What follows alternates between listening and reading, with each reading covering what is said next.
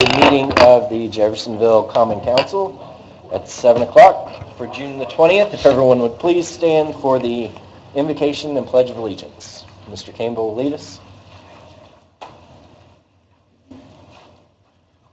Father God, we thank you for this day, God. We thank you, God, that you continue to bless us and keep us. God, help us not to ever take for granted another day.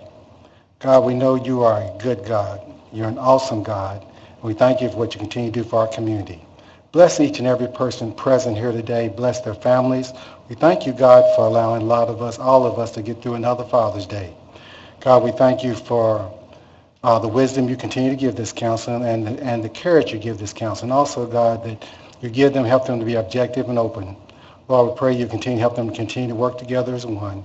Continue to, Lord, they can have differences of opinion and differences of what they think should go on, but Lord, help them continue to work together as one and to do the things they think are best for our community. Also, I pray for all of our staff, all the persons who work for the city of Jeffersonville. We thank you for them and all the work they do. We pray for our mayor. Pray for all our first responders, God. There's an awful lot going on out there, and we know they continue to protect us each and every day. So we thank you for them, and thank you for not thinking it's robbery, for giving up their lives and their time to take care and protect us. So we thank you, God, and bless this meeting. We ask it all in the name of Jesus the Christ. Amen. Amen. I pledge allegiance to the flag of the United States of America and to the republic for which it stands, one nation, under God, indivisible, with liberty and justice for all. Roll call, please. Council Vice President White. Councilperson Zastavny. Councilperson Yon. Present. Councilperson Gill. Present. Council President Owen. Here. Councilperson Hawkins. Present. Councilperson Samuel. Here. Councilperson Rodriguez. Present. Let the record reflect 8 council members are present. Councilperson Maples absent. And he is out of town this week. Minutes to be approved. Minutes from regular proceedings of June the 6th. Motion to approve. I'll second it. A motion and a second. Anything further? All those in favor say aye. Aye. Those opposed? Motion passes. Approval of the agenda. I know we've got some changes to be made.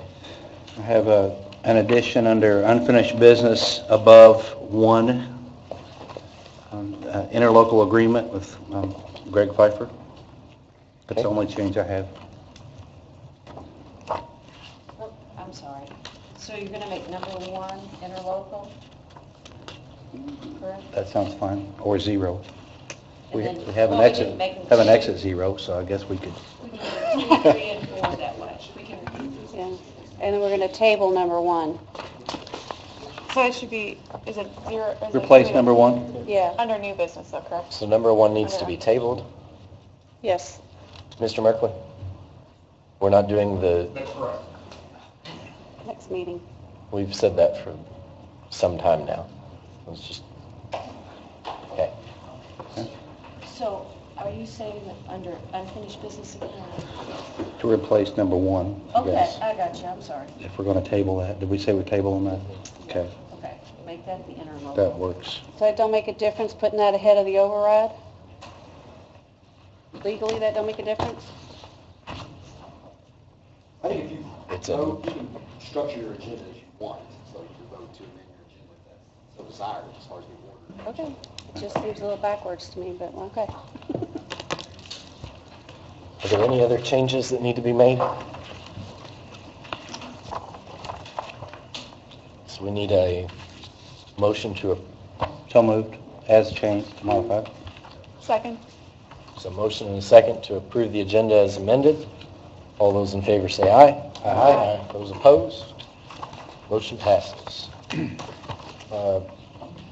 Claims to be approved.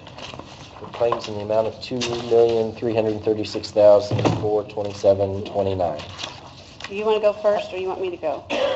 Either way. Okay. We got to make a few changes, which I'm not sure if she's going to hit on that, but on page 10 at the top, under the parks activity, which is the Jesus Christ Superstar for $750, we're pulling that because we don't have a signed contract. We don't have a signed contract? No, and I already talked with Bill Burns about it. It should be coming to them at their next Parks Authority meeting. Okay, I thought it came with the last one. Must be remembering something. And then on page 13, at the bottom of the page where it says Thunder Band Catering for $660.94. That's, and then also the parks, it says hotel rooms for Thunder for $599.92. Right now, they have that under that Thunder Fund, and that's not qualified to go in a Thunder Fund, so we're moving it to the River Stage Fund, which Fund The new docket. 240. Yes. But I think that was already done today. Yeah, she should have given you a new docket. They don't have the new one, so I'll Okay, well, I explain it just to wanna them, but say- you will have the right one for us to sign. Other than- Correct? Yes. Yes, but I pulled the $750. Jesus Christ Superstar because it was still on this one. Yes. So if my total's right, then our new total will be $2,335,677.29. Yes. Go a little slower. Okay. Uh-huh, $2,335,677.29. So both of those claims on page 13 are moving to River Stage, correct? Yes, they'll be paid out of River Stage, but I am pulling that one with no contract, the $750. Thank you. Yes. That's all I had. So if anybody else has any, I did want to make a comment. I don't know if you've all been watching your claims, but I do want you all to make a mental note where certain departments are spending their money, because I figure they're going to be coming before us soon asking for additionals. And remember, keep it in mental where that money's going. I'll make a motion to approve the claims as amended. I'll second. Motion and a second. Anything further? All those in favor say aye. Aye. Those opposed? Motion passes. Thank you. Report of the clerk. Yeah, I have a couple of quick things. I received a call last week. The Homeless Coalition wants to come, or the Homeless Task Force wants to come at the July 5th meeting, give an update. I attended the ILMCT, Indiana League of Municipal Clerk Treasurers, and received my first set of certifications. And I was also asked to serve as the resolution chair again on the executive committee, the legislative committee, and the education committee for our league, and also to sit on the IACS legislative committee for 2016-2017. And then tomorrow, Nicole Barton, who is the Bloomington City Clerk, she's coming down. She had contacted me and wants to come down and visit and see how I do my stuff to help her out, so. Cool. Well, congratulations. Yeah. Well, thank you. So if any of y'all are around tomorrow and would like to come in and meet her, she'll be here. Okay. Unfinished business. Number one, the interlocal agreement. Mr. Pfeiffer. I know we said this last time, but we are going to keep this meeting to an hour. You shouldn't have said that.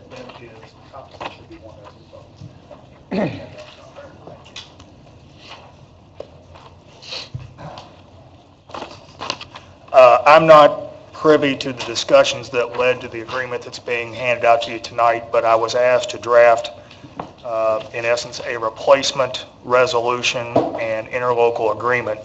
If I can run you through the very few changes to what was on the table last time, I think it puts it into context fairly quickly. The only change to the resolution itself is adding the fact that we're here tonight, adding June 20th to the second whereas paragraph. The remainder of the resolution remains as previously drafted. It continues to attach the interlocal cooperation agreement as Exhibit A, and if I can run through that with you, the only changes are the removal of the town of Sellersburg as a formal party to the agreement at this point in time, and the and then if you flip over to page 3 of the interlocal agreement, under section 3, the city's contribution under this agreement would be reduced to $250,000. The county's would be increased to $250,000. And then I've added a new paragraph 7 on page 4 that says, subsequent to the approval of this agreement, the authority will submit additional funding requests to other private entities and governmental units, including without limitation, Charlestown and Sellersburg. And regardless of the extent to which additional funds are received, the authority assumes the responsibility for obtaining additional local grant match funds sufficient to complete the extension project without further contribution obligation by any of the funding entities, including the city. Where are you reading that from? I'm sorry. Paragraph 7. Paragraph 7 on page 4 of the interlocal, the attachment. And then lastly, other governmental units may be added as parties to this agreement if they make such a contribution commitment to reflect that commitment without necessity or approval or additional action by the city or any other funding entity. So if somebody else commits money, we don't have to come back here and ratify that. So with that, those are the only changes. Be glad to answer any questions. There is, Oh, I did omit that. If you look at, you're correct, and I meant to say that.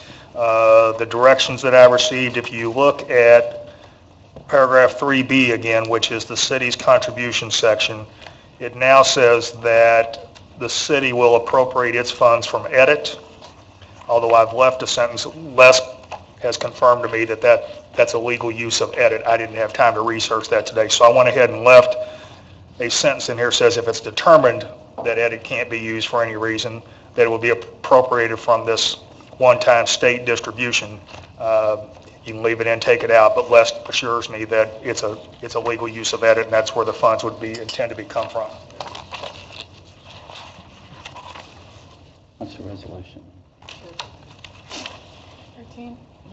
Have So this, comment? this sentence, it means that, so it says in the event that it is determined. Yes, if the State Board of Accounts or the DLGF would say that's not a legal use of edit, that's what would kick that in. That's what But that's talking about. yes, but Les tells me, Yeah. Not that Confirmation that certain it people is. say that, well. no. It would have to be legally prohibited. Or if Les had the opinion, I didn't talk to him until tonight, so if he had the opinion it couldn't be done, that's another thing that would trigger it. But I think you've told me to the contrary, correct? Just want to make sure there aren't multiple definitions of that word.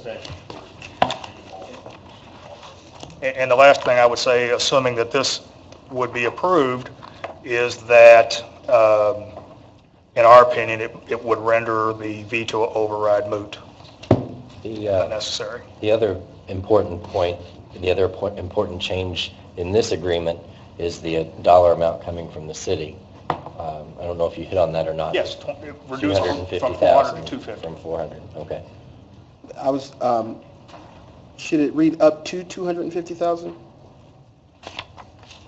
Whatever's not spent would be returned to us. It still has the clause there that if anything's left over, you get back your proportional share. Okay, all right. And for the match for this grant, this is for, because through an open records request with NDOT, I got your schedule. Mhm. So that's for, is this for the runway extensions?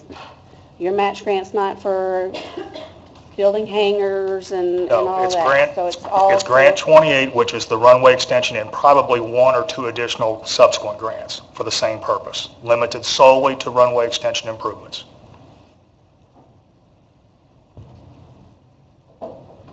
Thank you, Mr. Pfeiffer. We have a public comment. Kent Lanham has signed up to comment on the issue. Mr. Lanham, if you'd like to come forward and just state your name and address for the record, please. My name is Kent Lanham. I live at 1805 Elk Point Boulevard, Jeffersonville, Indiana, and I'm also the president and CEO of the Paul Ogle Foundation. What I'd like to do, since I am not a professional speaker, and you may cut me off in mid-sentence with time limits, I want to hand this out. You guys can pass it around as my comments. While I know some of you, I don't know of everybody up there. So I just want to make sure you understand we are the Paul Ogle Foundation. My name is Kent Lanham.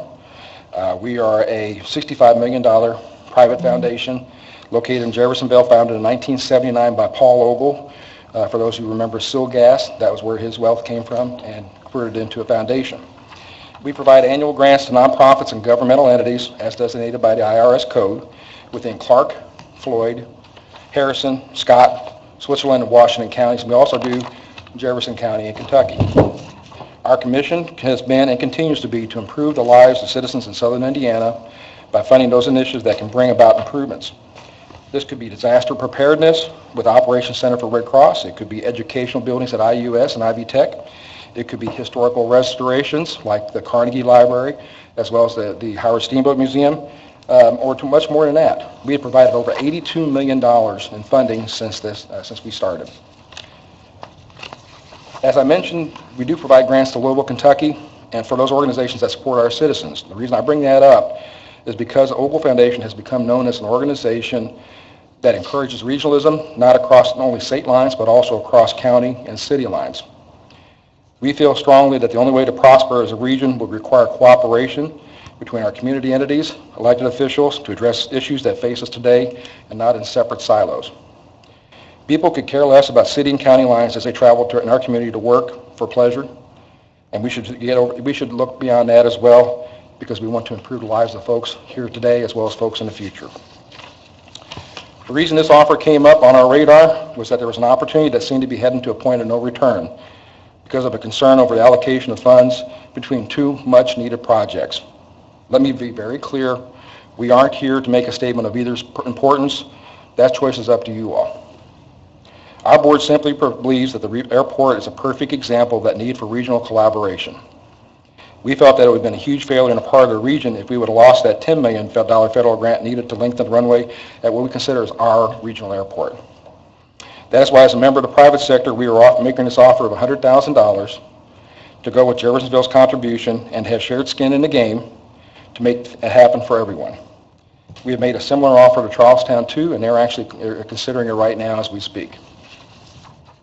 I hope that when this project is done, and I know you probably have heard some of this, so just bear with me. We create a runway longer than Midway in Chicago. We'll serve more airplanes than we do today. It operates as a primary backup to Louisville International, particularly in the event of a disaster. It creates a distribution touch point that can handle larger, heavier cargo planes, providing another key differentiator in our local transportation network. Not many communities in the country can say we have this once this thing is done. And yes, there are corporate jets that do use the facility today, but they also provide for larger private jets that can now haul more fuel and making them an international travel directly from our airport, which to me is amazing in and of itself. To think that we could actually have international flights from private jets coming in.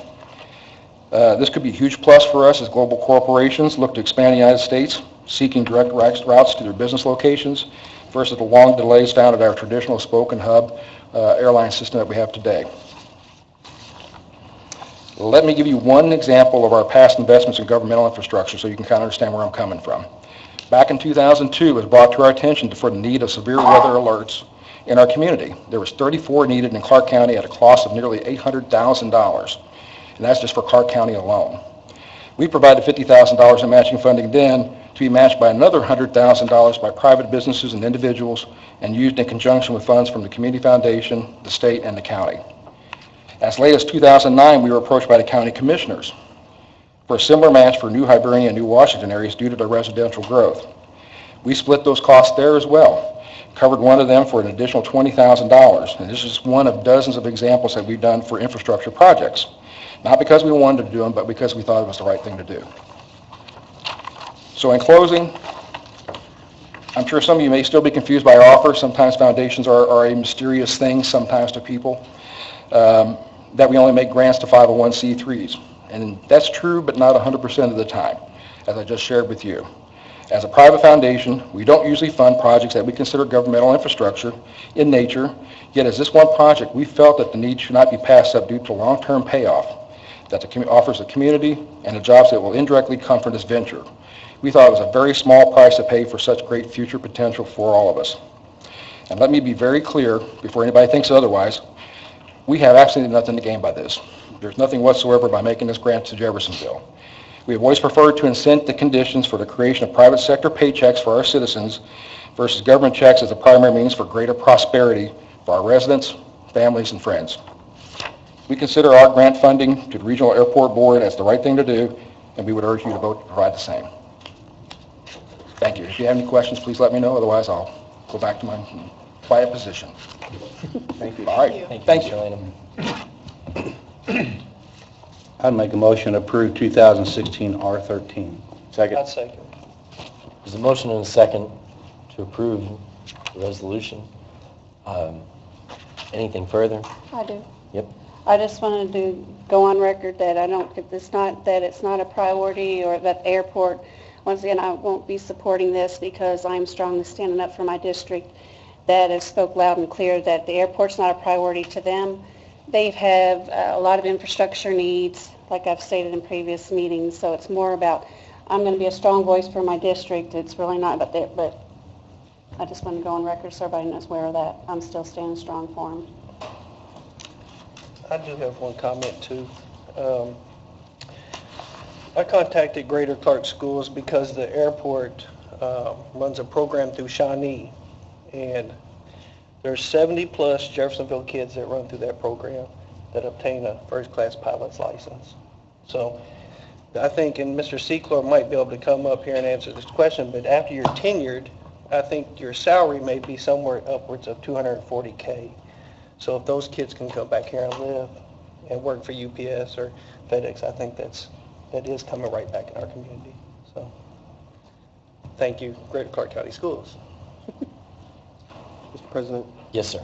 I was under the impression that whenever we would receive additional funds, either from Charlestown or Sellersburg or from the foundation, that would reduce our amount. I don't find that in this agreement. Am I missing that? I think Not the agreement. I think the agreement is if there's any money left over for the grant, that would come back to us, but Unfortunately. When your funding contribution was still at the $400,000 level, the entire amount needed to finish the project would have been guaranteed had everyone else contributed the suggested amounts. With this, there's a $150,000 hole still remaining, and so that's the purpose of seeking the support of the Ogle Foundation and other municipalities. If for some reason, again, if we get commitments above the $750 total, it increases the chance that there's monies left over at the end, and again, those would all be divided up proportionally, but right now, we've still got to fill that $150,000 hole.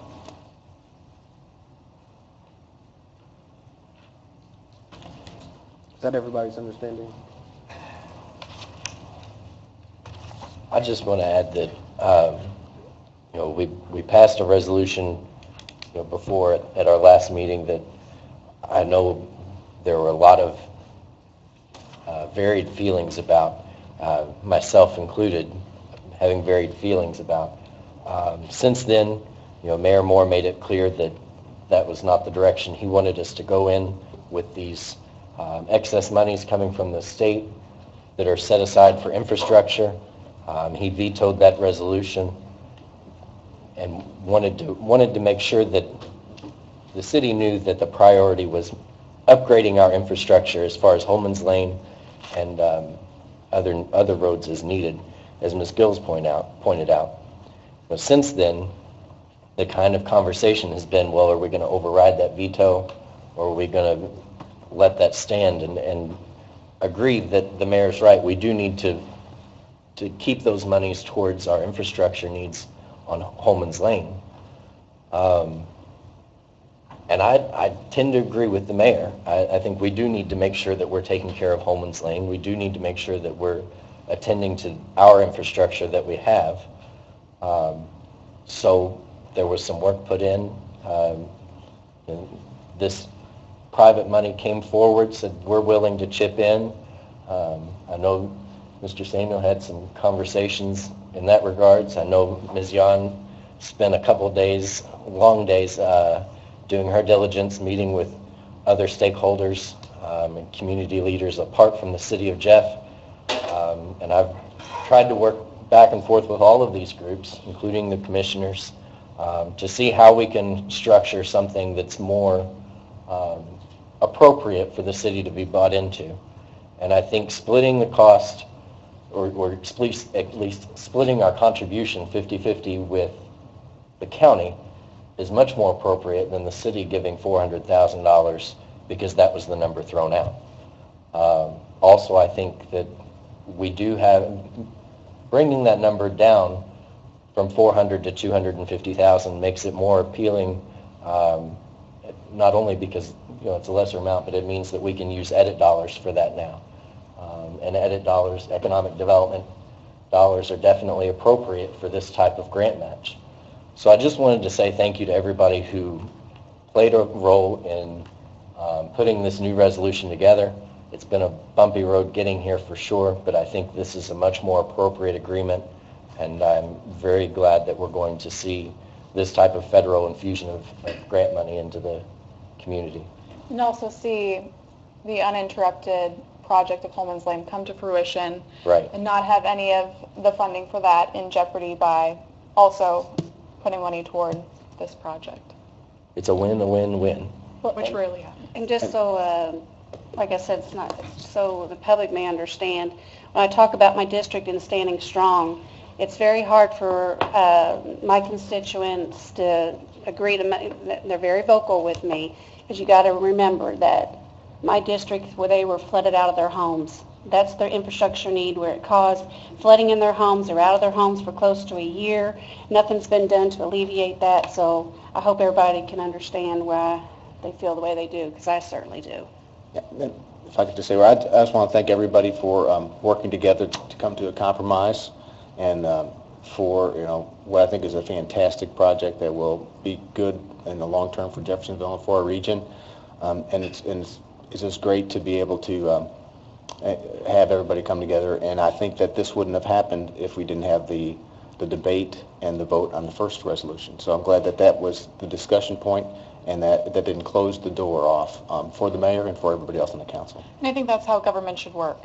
You should acknowledge the other side, even if you don't agree with it, and meet somewhere in the middle and partner with private organizations and with other municipalities to see something happen. So I'm very pleased with this new resolution that we have tonight. I would just publicly thank the Ogle Foundation for stepping forward and helping make this a reality. But appreciate your words, Mr. Lanham, and thank you. And please thank the board for us as well. There's nothing else. All those in favor, say aye. Aye. Those opposed? Aye. Motion passes. Thank you all very much.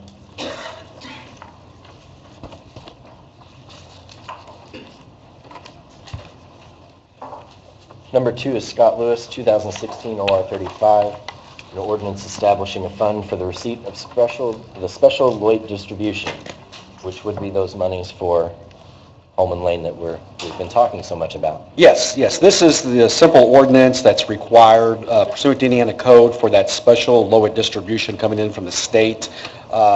Pursuant to the statute, we have to basically establish a separate fund for the receipt of those LOIT distributions. So basically, the controller's office can assign whatever fund number you want to do that to receipt that money in. So it's just a very simple procedural ordinance before you tonight. And we need to kind of act on this quickly. We've received the distribution, and we need to have the fund to make the deposit.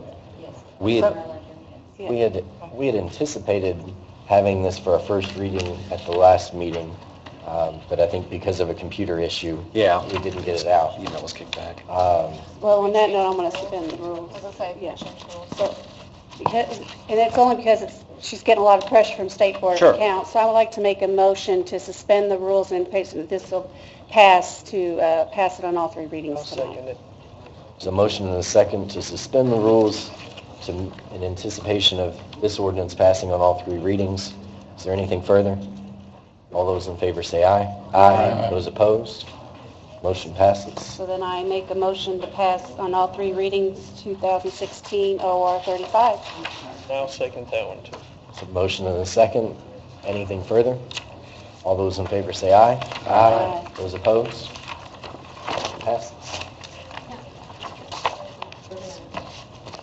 Yes, ma'am. Number 3, 2016 R11, veto override. Yes, Mr. I was Lewis. going to suggest procedurally, I think it's a desire for my communications with you all to basically let that original veto stand because you passed the new resolution. So since this is on the agenda, I think procedurally, if you call the veto override for a motion, and there's a motion, then it dies for my motion. So Right, right. So is there a motion then on this resolution? Hearing none, the veto will stand for lack of a motion to override. Again, I just wanted to say, I think having the original agreement approved and then vetoed offered much more time for dialogue and discussion to come to what was passed just a minute ago. And I would thank Mayor Moore for reaching out and working through some of those issues. Number 4, Heather Metcalf, public hearing. 2016 OR 36, additional appropriation. This is for the street department for additional trash can purchases. And they This get is- reimbursed and, This they, is appropriating into their Non-reverting. non-reverting fund. Motion to approve 2016 Oh, OR no, no, no. 36. we got a public hearing, sorry. This is a public hearing. Is there anybody here to speak for or against 2016 OR 36? There you go. Seeing none, we'll close the public hearing. Okay, Nathan. Now, Mr. Samuel. Motion to approve 2016 OR 36 on the third and final reading. Second. Motion and a second. Anything further? All those in favor say aye. Aye. Those opposed? Motion passes. Public hearing again. The next one is for the performance increase pools to pull from the council's budget into the individual budgets. Okay? We're going to open a public hearing for 2016 OR 37. Is there anybody to speak for or against on this issue?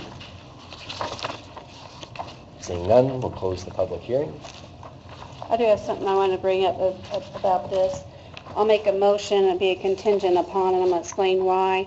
When this was all figured in, as the new ones may not know, that the ones that have been on the council, we have some that are paid with the 80-20. 80% is paid out of general, 20% is paid out of the sewer.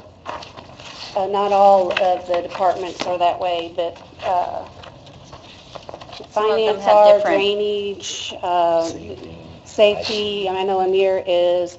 So I don't know if these figures are right, but I think when I'm doing my own math, I think a lot of them might be where we didn't take that into consideration I or agree with factor in. that. So rather being safe than sorry, I'd like to pass the ordinance 2016 OR 37 contingent upon that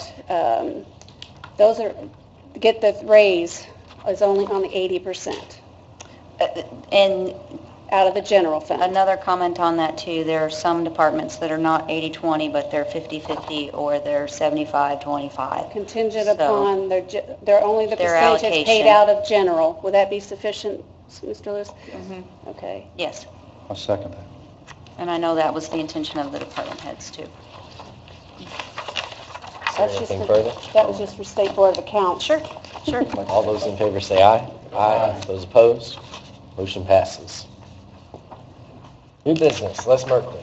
We're going to have a public hearing on an ordinance to change zoning of certain tract of property, 1611 East 10th Street.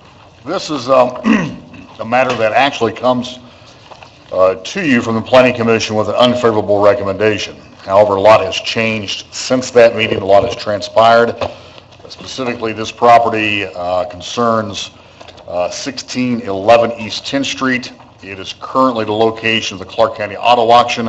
It is what I would refer to as the north side of the Clark County Auto Auction on 10th Street. They have two parcels. I believe the other one, Greg, is 1620. This rezoning does not affect 1620. That's because before you is the request to rezone 1611 East 10th Street. And this all arises out of an agreement between the Redevelopment Commission, the Greater Clark County School Corporation, and also an interlocal agreement in which this council approved as well. That is, the property would be rezoned IS, and it needs to be rezoned IS because pursuant to the agreement that you approved, the Redevelopment Commission approved, and the school board approved, this property would be used for a professional development learning center for the school corporation. Specifically, that agreement also calls for a covenant to be recorded subsequent to the school owning the property, that it would be used for that purpose and not be used for a bus depot or a transportation facility. This also is part of the agreement for the 10% allocation of future TIF revenues out of the expanded TIF area going to the school corporation. So this is the final step in that agreement. It is important that you act on this tonight. If you recall, the last time this came in front of the council, there was a vote, but there were not 5 votes one way or the other. Indiana law says that it requires official action by the council within 90 days of the planning commission making its recommendation, official action being defined as 5 votes one way or the other. If you do not take action on this night to rezone this property, it will not be rezoned. The decision of the planning commission will remain, and we're back to the beginning of this dilemma, and this drama has been going on for quite some time. So the ball is in your court. We're carrying out the agreement that you approved, which was to place a professional development center at this location, but it requires to be rezoned from commercial to IS, because IS is the school. And this is a public hearing. I do want to say before we open up to public hearing, as Vice Chair of Planning and Zoning, this was an unfavorable recommendation because of all the public hearing and testimony and that we had that then it was supposed to be the bus depot. So I don't want anybody to think now we're going against the unfavorable recommendation from Planning and Zoning because the circumstances have totally changed. And this never did come back for the new circumstances for Planning and Zoning. Mr. White? Mr. President. Mr. Merkley, what would prevent school corporation 30 years from now from conveying the property to someone else without the covenant? Once it's recorded, it's recorded. The covenant's in the chain of title. So they will not be able to Restrictive remove covenant. it, any future sales or conveyances, they will not be able to remove that covenant. I mean, obviously, I'm assuming as long as the law doesn't change, but I mean, yeah. I mean, the state legislator likes changing things, so there is that possibility that, Les, could they come back and ask for a variance if they sold the property? well, they could, but again, that's going to be BZA's decision. I mean, we can't forego someone from requesting the variance. Are you talking about for the bus depot? Yeah. The covenant will eliminate. Well, that's, any yeah, I mean, possibility it's, for variance. The covenant. It trumps? It supersedes. Supersedes everything. Thank you. so, And what's so then what would be the process to remove a covenant? This same process here? no, once the covenant's on, it's on. There's no difference than you live in a subdivision and there's restrictive covenants that you can't put up signs or have yard sales, and as long as they're recorded in the chain of title and everyone has notice, they're binding. I want to be clear, and because I've been in litigation with the school corporation where the restrictive covenant, there was an affidavit submitted by the corporation into the litigation I was in where it stated that the restrictive covenant was a scrivener's error. So that's why I want to get that on the record. I want to make sure everybody understands. The interlocal agreement specifically states that there will be a restrictive covenant recorded. Uses those words. Yes. Okay, good. Yes. Because that was a concern of ours, the administration and redevelopment. Okay. So okay. Is there anything further before we open a public hearing? And to be honest with you, let's assume there's not a restrictive covenant, okay? That there will be, but let's assume there's not a restrictive covenant. Now, Mr. Pfeiffer and I disagree on this, but we disagree on a lot of things. But even if it's rezoned for purposes of operating a bus depot or a transportation facility would still require a variance. Now, we're trying to avoid Mr. Pfeiffer and I going to court on that by reaching this agreement, but there will be a restrictive covenant. I mean, that was the school corporation agreed with that. But Les, is it a restricted covenant against a bus depot? So if a used car lot, if they sold it, used car lot, wanted to go in there, It would still have to, I mean, in my opinion, it would still have to be, you look at the IS uses in as a used car lot, yeah. a permitted use under IS, no. Same way we believe that a bus depot and a transportation facility is not a permitted use under IS. And again, that's a debated issue between Mr. Pfeiffer and I. But if you approve this tonight, the judges will not have the opportunity to listen to Mr. Pfeiffer and I argue that. They'll be quite relieved, to be honest with you. Among others. I had to go to appellate court twice, that's why I wanted to make sure that was clear. At this time, we're going to open a public hearing. Is there anybody to speak for or against the zoning change before us? Seeing none. And I think there is one clarification that we want, and we will... Can we close the public hearing? Yeah. Okay. You're right, yeah. The Okay. effective date.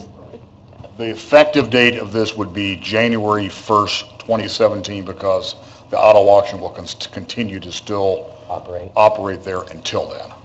Okay. Did you officially close? Okay. I think we do have somebody that wants to speak. Oh, okay.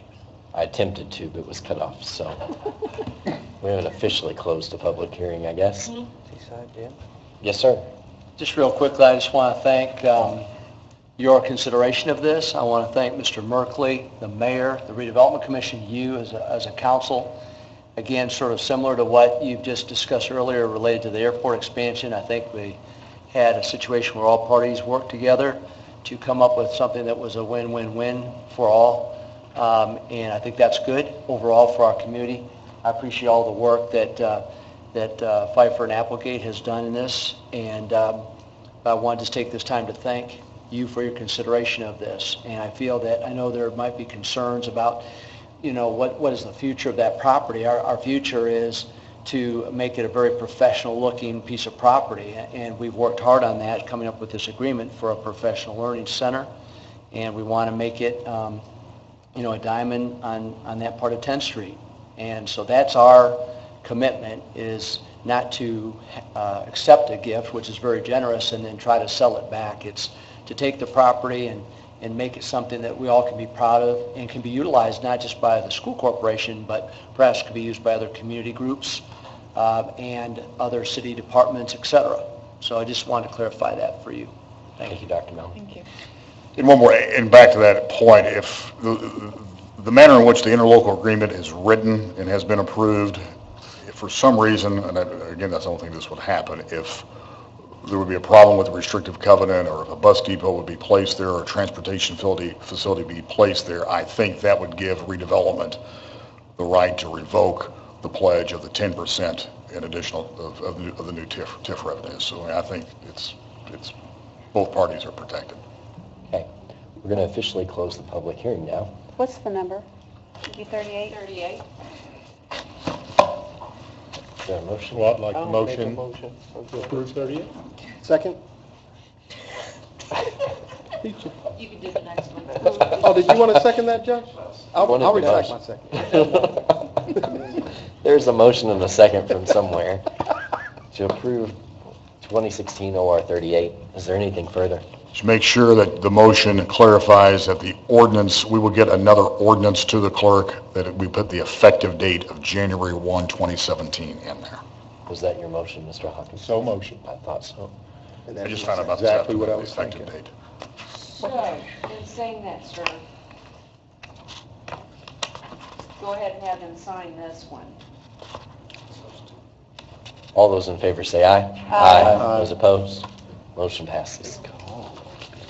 Heather Metcalf, 2016 OR 39. Number 2. There's a Oh. second. Oh, I'm sorry. You're right. We We're have still the on Nick Lee's property that I'm excited. Mr. President, what number was that? That was number 38. So this will be number 39, I assume.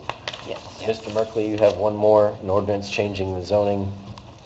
This is a rezoning petition that comes, again, to you from the Planning Commission, but this one has a favorable recommendation. Is from the applicant, Nicholas Development. In fact, if you saw Channel 11 News at 6, there was a large or extensive story about the boom of growth and development in Jeffersonville, and this was one of the developments that was highlighted in that news report.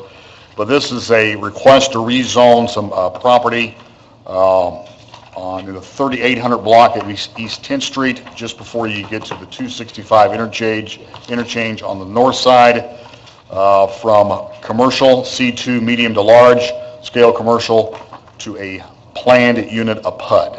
And I believe we do have some representatives from the Nicholas Development. If you have any questions, I know they did make a presentation at the Planning Commission regarding what they're proposing to do. And as Les stated, this did come favorable, but I did want to publicly, once again, thank Mr. Nicholas. You've been not only bringing a wonderful project to our city, but you have been so gracious and so with the surrounding property, the residents, and you work very well with them. So I want to publicly thank you again for that, because not only did you want to show them the wonderful things you're doing for the Jeff, but that you also want to be a good neighbor, and I appreciate that. Les, what is this project? It's where the, I mean, can I? Yeah. Okay. It's where the new Kroger, part of this development will be the new Kroger, the Marketplace Kroger. So you'll be able to buy clothes and potato chips at the same time, evidently. Is that confirmed then? They're taking that side of the, excellent, congratulations. If not, I just made a big faux pas, so. And during the planning and zoning, they showed examples of what like the signage would look like, what the facades would look like. A very classy, well-done project. At this time, we're going to open a public hearing. If anyone is here to speak for or against the zoning change on 10th Street. Seeing none, we'll close the public hearing. Is there a motion? I'll make a motion to pass 2016 OR 39. Second. Extra $4 or $5,000. A motion and a second. Anything further? All those in favor say aye. Aye. Those opposed? Motion passes. Thank you, sir. Now, Heather Metcalf. An ordinance of additional appropriation.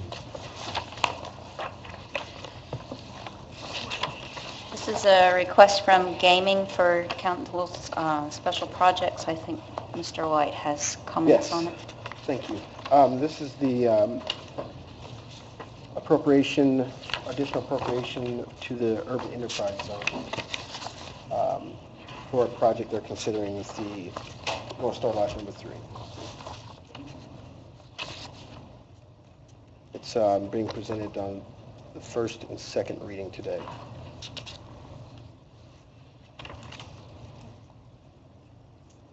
Sorry. Did he say what it was for?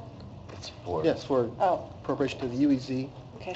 for a project with North Star Lodge number 3. Sorry, I didn't hear you. Sorry, I was looking down. And we'll have a public hearing on July the 5th. It's for $16,000.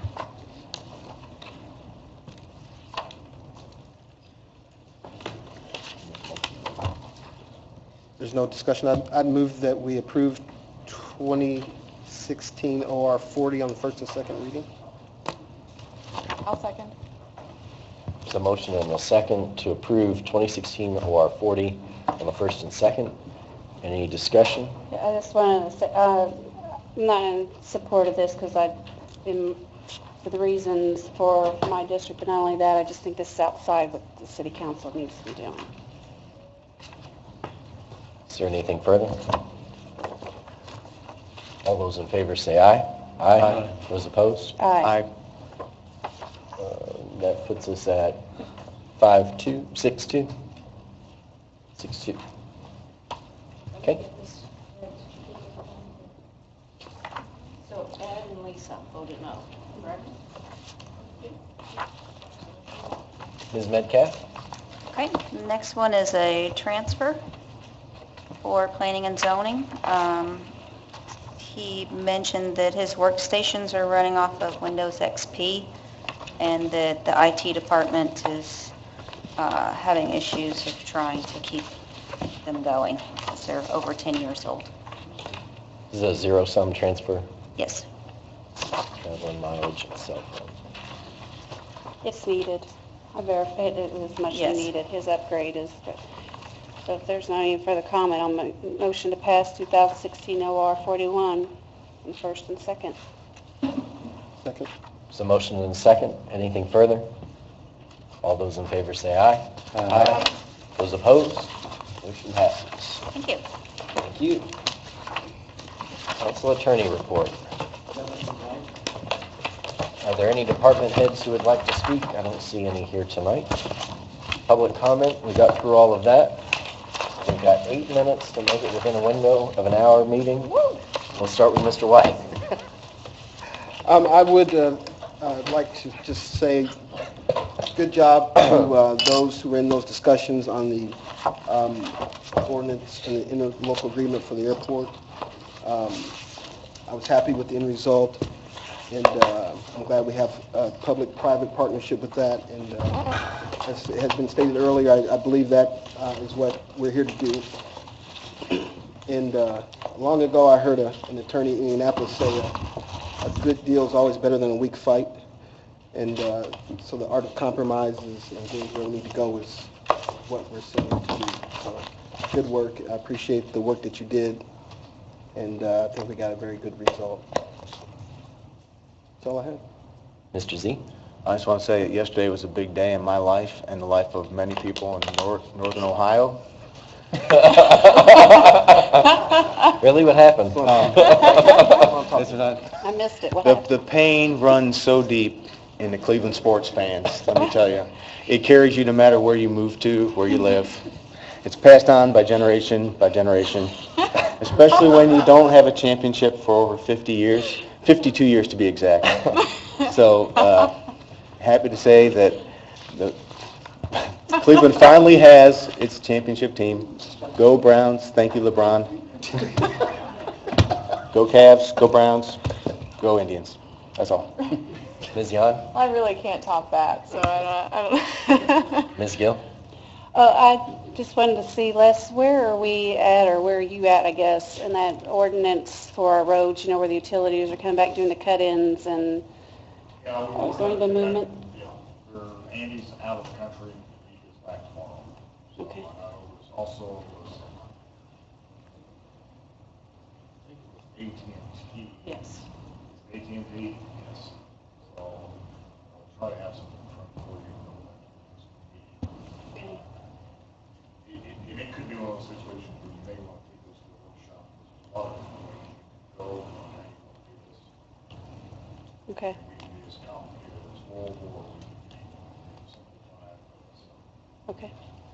And also I wanted to let council know with the discussions with Clark Miles and with Stephanie, they kind of identified that we do have miles of roads we're not getting credit for with the state. So I'm kind of taking it upon with my contacts with NDOT. We're going to try to work, that may end up coming to us with a contract, but we may have to have somebody do it, but we're losing revenue on miles of street that we're not getting credit for. So, I mean, as you all know, we get several different funds from the state that come, especially in local roads and streets, so we do a lot of our paving and all of that. So trying to determine, right now, she alone, Stephanie, been working on this, and she's identified 16 miles that we're not being credited for. So she say there's going to be more, so I'll keep you all abreast of that, but I wanted you all to be aware of that. I was just made aware of that this week. Yeah, and we've been aware of that, and we've been trying, contacting David Blankenbaker's office to start working on that. Okay. It's just a backlog. So we're going to have to do that ourselves, we're going to petition the state to have them correct the mileage. Well, I told him too, I mentioned, because sometimes we need to get things moved back up to the front burner, especially for losing revenue.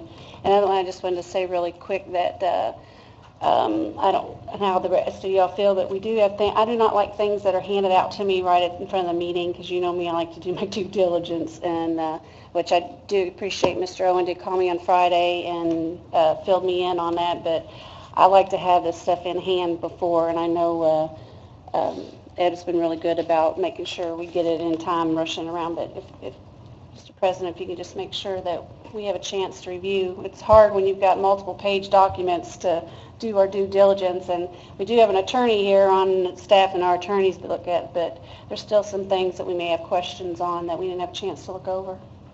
That's all I have. Mr. Hawkins? I don't have anything, thanks. Mr. Samuel? I'd like to, again, congratulate our clerk for her certifications and her election to various positions at the state level. It's good to have a clerk that's respected at that level, and so it reflects well on the city. I want to thank Lisa Gill for her continued diligence on looking at our claims. I try to look at those, but I know you really look at those, and I think it's important. That's a big part of our role is to make sure that we're watching those. And the last thing that I would mention is this Friday night there is an Illuminate Claysburg. It's the artistic lights that are in the middle of the median on the street here behind City Hall. I believe it's 12th or 14th. I always get confused. And that starts at 8:30, and we're going to have, the artist is going to be there to make some comments. I know we have a member of the Claysburg Association is going to talk about what it means to Claysburg, and then we're going to culminate it instead of doing a typical ribbon cutting or whatever. We may cut a ribbon too. I don't know, but we're going to flip the switch so you get to see them come on because they have not been lit up to this point. So that'll be a nice event. I know Claysburg's excited. I'm excited, and that's this Friday at 8:30, and it'll probably go till 9 o'clock. And that's all I have. Mr. Rodriguez? Yeah, I do have, we had discussion on the fairness ordinance that came to us, and we're still in the works of that. We're waiting on Mr. Lewis to give us some kind of resolution, and then we'll meet back, and hopefully we will come to you with something. So, that's it. Okay. I got a couple of things, and we're going to blow the hour, but not by much. And I'm blaming it on Nathan. I sent out an email last week just to clarify or make sure everybody's aware. The sewer board does have an executive session scheduled before their next regularly held sewer board meeting. The executive session will start at 2:30. The regular meeting is at 3. They've requested council members to please attend if possible, and that'll be upstairs in the mayor's conference room. It's Thursday, July 7th. I think that sounds right. It is on a Thursday night. It is a Thursday, correct? Yes. And you said at 2:30. 2:30. Thank you. This Friday, we have a finance committee meeting scheduled at 10 a.m. With finance and the police department. Those members include myself, Ms. Gill, Mr. Samuel, and there is one opening. I know, Ms. Yan, you said you were going to make it on Friday. Anybody is welcome to come. Those are advertised. We do need a fourth, though, What time is it? 10 a.m. after this meeting, unless she can be on the committee, but we do need a name and a can't person. guarantee moving forward, but Right. I can attend this session. 10 a.m. this Friday. Yes. And that'll be in the council's conference room over here. Also wanted to remind everyone that Nathan Pruitt had requested a zoning workshop for next Monday, the 27th at 6 p.m. He has down a zoning code update workshop with the council. I know he's not as far along with that as he would have liked to have been due to some staff turnover, but he has requested to still have that workshop. 6. Okay, you got a Parks Authority meeting. Yes. This room. Oh, We'll do that in here. okay.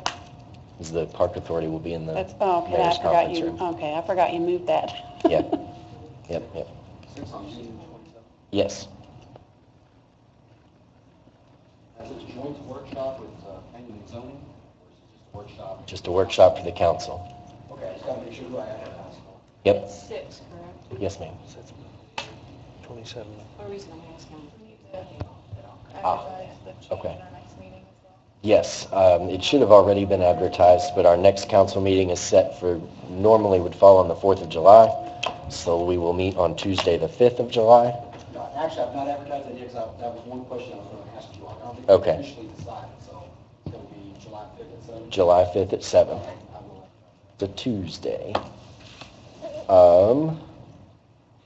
And then, lastly, I just wanted to comment, we're 6 months into a new term with a new council.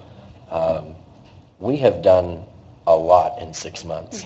A lot. And I think those of us who were here before realize that it has been a lot, because we didn't move this quickly before in the last 4 years.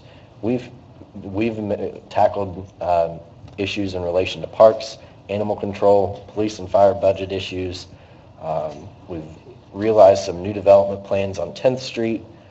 We've passed agreements that had to do with school funding and helping the schools through TIF funds.